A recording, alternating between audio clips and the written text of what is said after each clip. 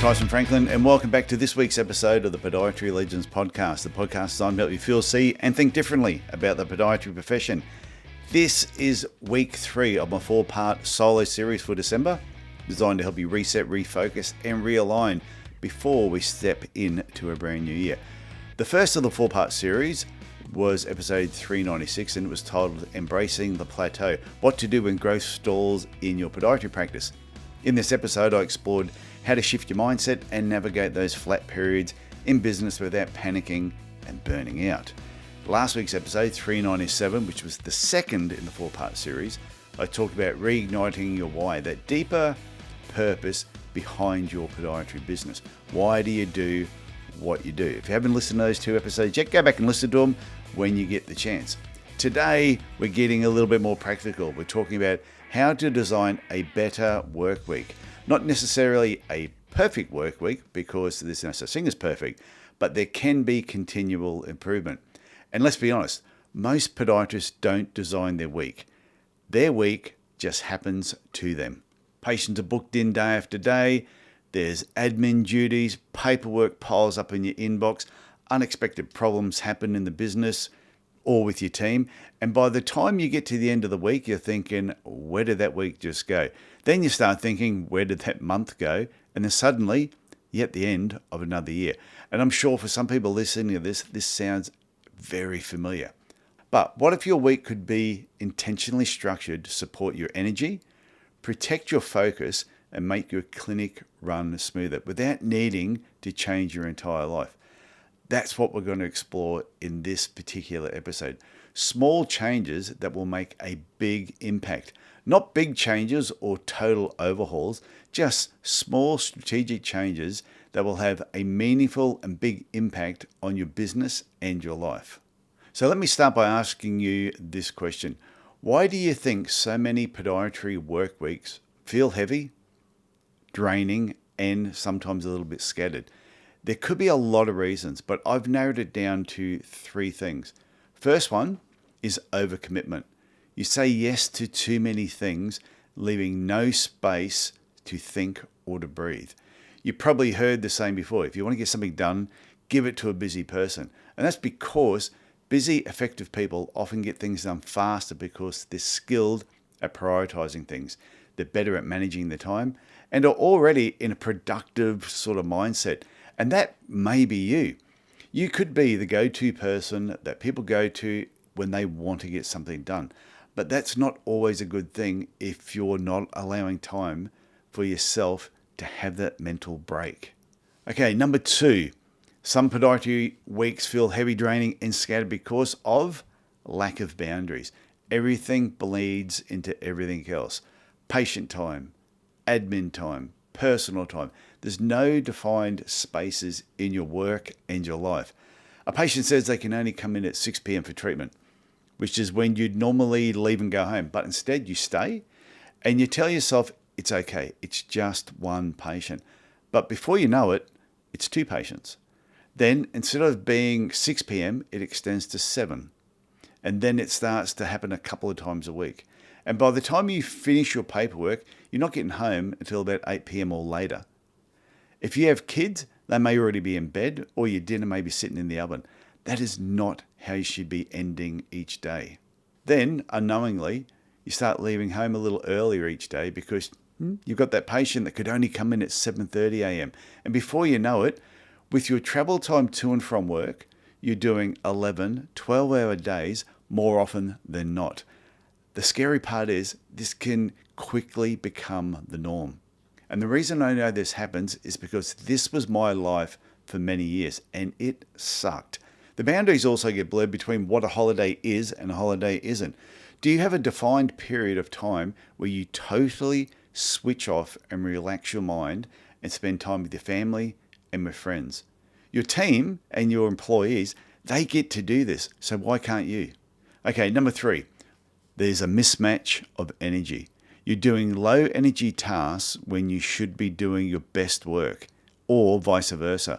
When you misalign your effort with your energy levels, either by tackling easy, unimportant tasks when you're at your sharpest, or doing hard, crucial tasks when you're exhausted, essentially you're not working smarter. You're working harder and with far less efficiency. Basically, when you overcommit, have a lack of boundaries and mismatch of energy, it's like driving a car with your brakes, the accelerator, and the steering wheel all fighting against each other. You'll get where you're going to go, but it's going to be a lot of hard work. It's going to look really messy and take a lot longer. Now, imagine if you could realign them. Not by burning everything down and starting again, which I have heard some podiatrists say is what they would love to do, but by making a few intentional changes on how your week is set up. When I say better week too, I'm not talking about some mythical schedule where you work a few days a week, you see the perfect patients all day, and you finish every task with a big smile on your face. Let's keep it real. A better week possibly means you feel more in control. You control the week and the week doesn't control you. 2, you protect time for what really matters most. 3, you manage your energy more effectively. And number 4, you end the week feeling like you've moved one step forward in the right direction, not a step backward, or feeling like you've just survived another week. That's it. It's really that simple. No drastic overhaul, just small intentional changes with big impact. Okay, so let's talk about awareness and auditing your current week. Before you can design your week, you need to understand your current one, where you are right now. Here's a simple exercise you can do. Step 1, track your time for 1 week. Don't change everything. This is all about observation. It's all about information gathering. If you've ever attended one of my marketing masterclasses or workshops, you would have heard me talk about this thing called the OODA loop. It's an extremely powerful tool.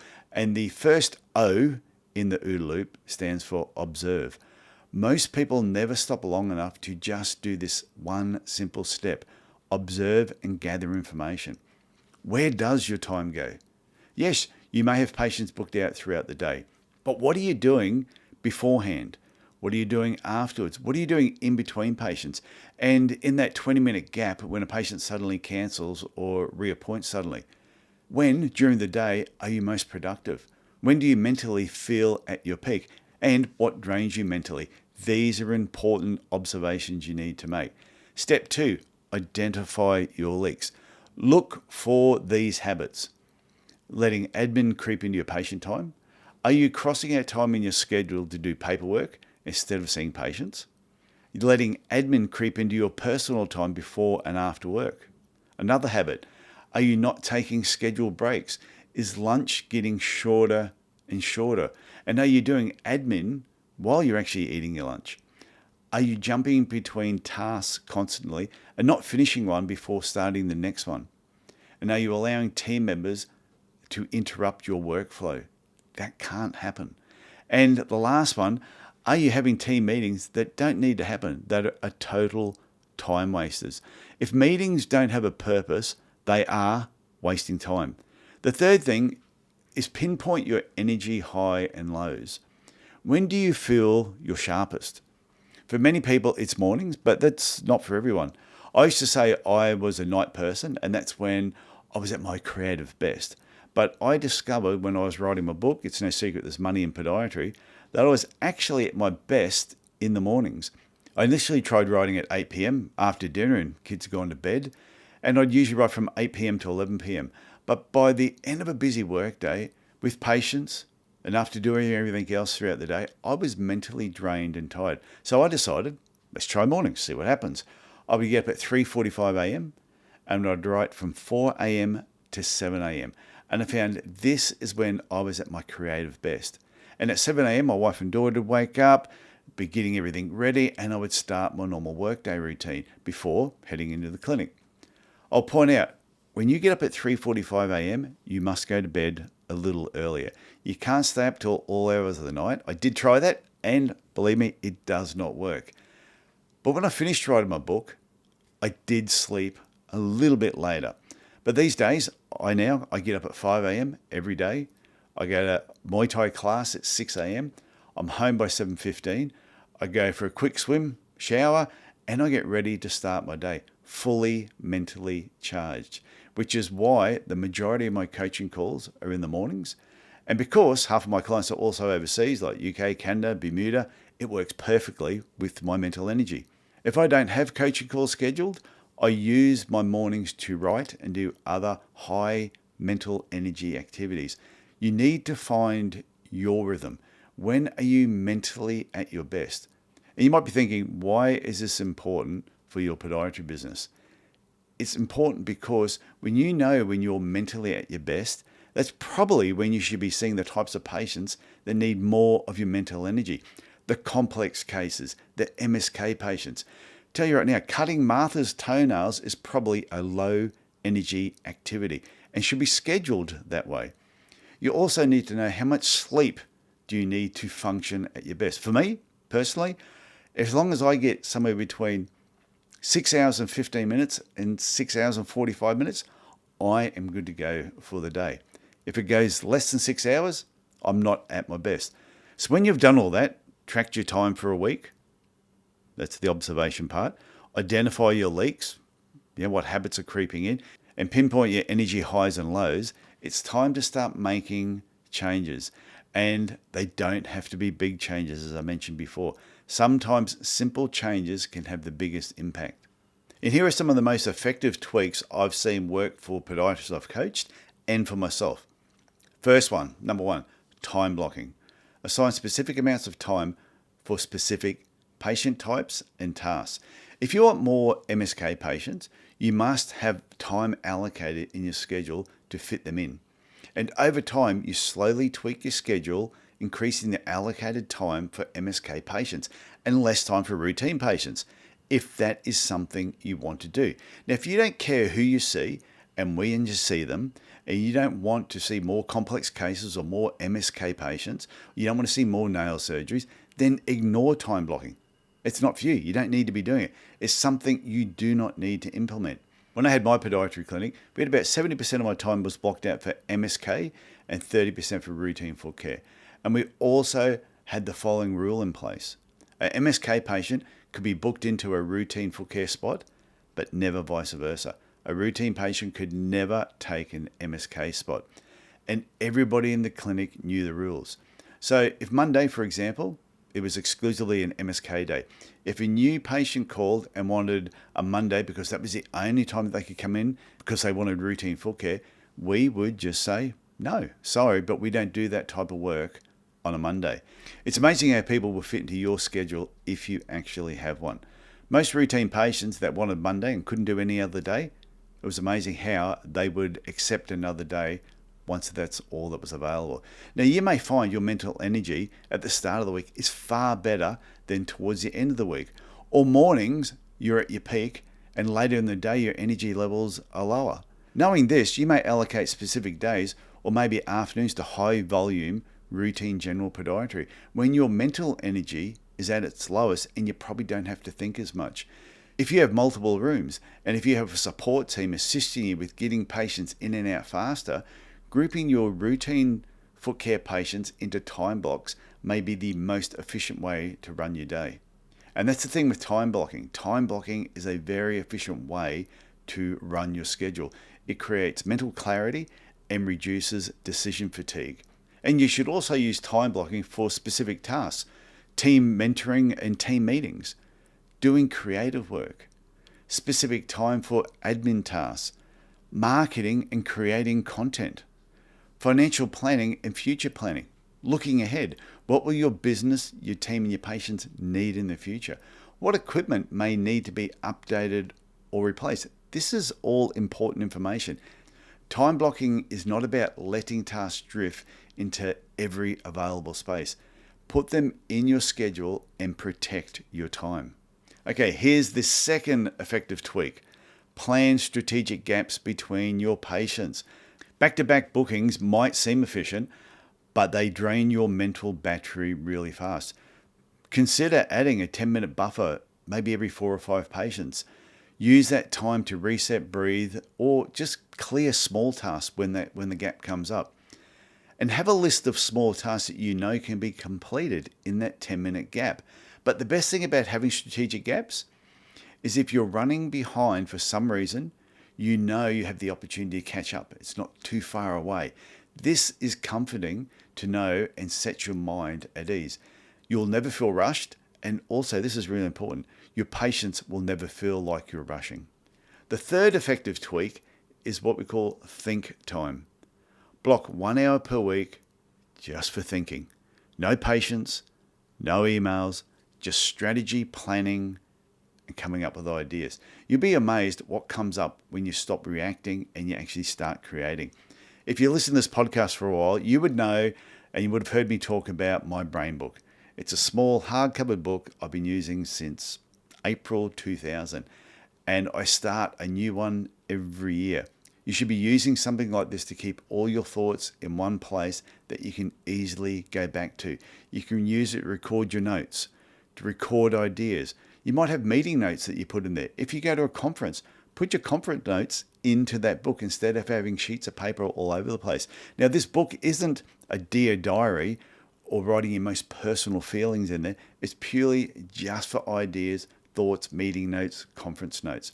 You may think about using an iPad or something similar. You might think that's better. If so, then use the technology. I have an iPad. I use it all the time. But my hard copy brain book is what I still prefer to write in. And whenever I travel, I take it with me. The fourth effective tweak is designed for you, not someone else. You don't need to copy anyone else's schedule. Just ask yourself, what type of week supports the kind of podiatrist and person I want to be? Now, I've given you some ideas on what I've done and also what some of my most successful coaching clients do. But you need to work out what works for you. But you won't know until you actually get started. In case you're wondering, the D in OODA loop is decide. You need to make a decision on what tweaks you're going to make. And the A in the OODA loop is for action. Nothing happens until you take action. And when you take action, you'll observe what happens. You'll have new information. And this is where the loop comes into it. If this is the first time you've heard of the OODA loop, hey, come along to one of my workshops one day and you will see how it applies in podiatry and why I think it's one of the most powerful tools going around. I want to talk to you now about the role of having boundaries. You can't have a better week without better boundaries. And here are 7 that I think are super important. First one, saying no to appointments that don't fit your schedule. As I mentioned before about booking routine patients on specific days or specific times during the day when your mental energy may not be at its peak. Number 2, saying no to the type of work you no longer want to do. If you don't want to do home visits anymore, if you don't want to treat patients with ulcers, whatever it is you don't want to do, just say no. Just stop doing it. Number 3, creating policies around walk-ins. If you have a lot of foot traffic, you might be in a shopping mall or in a small shopping center, this is something you need to address. How are you going to deal with walk-ins? Create policies around incoming and outgoing emails and when you're going to check your emails. Emails can be a massive time waster. Number 5, create policies around urgent requests. There's a great quote by Bob Carter, and it says, "Poor planning on your part does not constitute an emergency on my part." So a patient contacting you with a really painful call the day before they're going away on an overseas trip is not your problem. I have some close friends who owned a signwriting business here in Cairns, and they say every year they would get these urgent calls leading up to Christmas about getting some new signage before the holidays or something that they needed urgently before the new year. And in the past, they would bust their butt to fit them in. But then one year they said, no, we're not going to do that anymore. And for them, this was life-changing. You can do exactly the same thing. Somebody else's poor planning does not constitute an emergency on your part. Number 6, train your team to protect your focus, not just your schedule. When your door is closed, it's closed for a reason. It could be thinking time. You may have blocked out time that you just want to do some thinking. And someone knocking on your door and saying, "Oh, I hope I'm not bothering you," is bothering you. Straight away, they need to know that that is bothering you. Them just peeking through the door, putting one eye in and say, "I hope I'm not disturbing you," is disturbing you. They need to be aware of that. And number 7, the last one, end your work day when you said you would. If your day finishes at 5:30, finish at 5:30. It means your team gets to finish on time as well, and they will appreciate this. You squeezing in an extra patient means they don't get to leave on time either. I was watching a documentary recently about how people of importance sometimes fail to consider or think about how their actions and decisions impact everybody else around them. And the example they used was Donald Trump, but they were just talking about, say, American presidents in general. If all of a sudden Donald Trump says, they might go and play golf this Saturday with Dana White from the UFC at the Washington Golf and Country Club. Something that sounds so simple to him, but it has a major impact on everybody else around him. To him, it's just a golf game with a friend. But for the Secret Service and security detail, it means a ton of additional work. I mean, a ton. And it could also mean missing their child's school play, a birthday party. It could mean missing a wedding anniversary. Now, I'm not saying you're as important as US President and your receptionist would give up a wedding anniversary or other important moments just so you can see that extra patient. But having them stay back that extra 30 or 45 minutes unplanned means they are probably getting home 30 or 45 minutes later than expected. That's time you're taking away from their family, from their friends, and it could also have been time where they might have even just been spending some time alone or walking their dog. You're taking that away from them. So just be mindful of that. Your business needs a leader, not just a technician who squeezes in one more patient. Now, I want to share a quick example of going from chaos to clarity. A podiatrist I began working with some time ago was working pretty long hours, 5-6 days a week, seeing all types of patients, staying late most days to get paperwork done, and had no strategic marketing plan in place. They were very busy, especially when the other podiatrists went on holidays. That is a common story. They thought they just needed to get more help. If they could just get another podiatrist on board. But what they actually needed was some structure. Together, we implemented time blocking for patient types and tasks. They slowly reduced routine foot care times and increased their availability for MSK patients. The second thing they did was block out time to do some thinking. When you have time to think, you get more done and you get it done faster. For example, if you want to formulate a better pricing structure, you need to have some thinking time to do this. The third thing we did was time was allocated for marketing so that it could be thought about and it could actually be implemented. Admin times were scheduled in, and meetings with the team had far more structure and effective outcomes. The team were trained to step up and take more control of some of the tasks. The sixth thing, they were able to cut back their patient contact hours. And with a few months, they were making more money. By doing this, and this is the best part, they became a more attractive place to work. And they found it easier to attract new team members. As the months and years passed, their progress continued. They're now making 3 times more than they were making. They're working far less, and they've been able to take time off to have a family and also fit in a fair bit of travel. It is a total success story, and that's the power of a well-designed week. So here's my challenge, if you're willing to accept it. Start designing your better work week this week. Just dive in and start making small tweaks. One step forward is better than staying where you are. And remember, you're not designing the perfect week. It's just a slightly more intentional one. Start by auditing your current week. Identify small leaks, things where time is just getting out of hand, and just make 2 or 3 changes that protect your energy and focus. And remember, you don't rise to the level of your intentions. You fall to the level of your systems. Your weekly structure is a system. It is a major system, and it is your system. If you want 2026 and beyond to feel different, it starts now with your schedule, with your mindset, and with your routines. Now, if you feel you got something from this episode, please share it with a colleague, share it with a podiatry friend. If you've got friends outside of podiatry, they need to hear this information. And if you're enjoying this podcast, please consider leaving a review on whatever podcast platform you happen to use. It would be very much appreciated. And if you ever need help designing a week that supports your growth, please reach out. I'd love to coach you through this.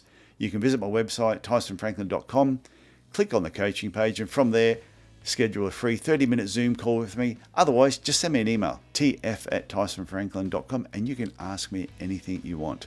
And if you're going to be in Liverpool for the Foot and Ankle Show, consider arriving a day early and register for my Podiatry Marketing Masterclass. All my event details are also on the tysonfranklin.com website. Anyway, next week we'll finish this series with another solo episode, and it's going to be titled, Don't Just Set Goals, Solve Problems. It's a completely different way to plan for the new year. Until then, I want you to look after yourself, look after your family, and I will talk again next week. Bye for now.